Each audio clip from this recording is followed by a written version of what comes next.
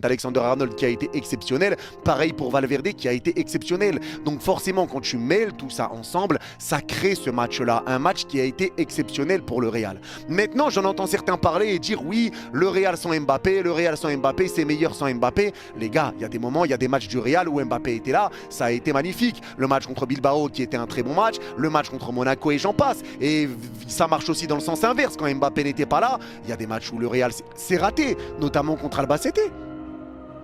C'est quoi tout le temps essayer de remettre tout sur Mbappé, de faire porter le chapeau à Mbappé, de tout remettre sur le dos d'Mbappé? Franchement, ça devient quand même lamentable. Ça devient inquiétant, toutes les choses qui se passent et qui se disent autour de Kylian. Même quand il joue pas, ça lui tombe dessus. Quand il marque, ça lui tombe dessus. Il marque un penalty, ça lui tombe dessus. En fait, quoi qu'il fasse, Mbappé, ça va lui tomber dessus.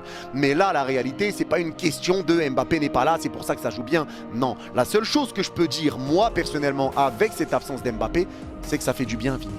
Et ça, pour moi, c'est une réalité. Je trouve à chaque fois que Mbappé n'est pas là,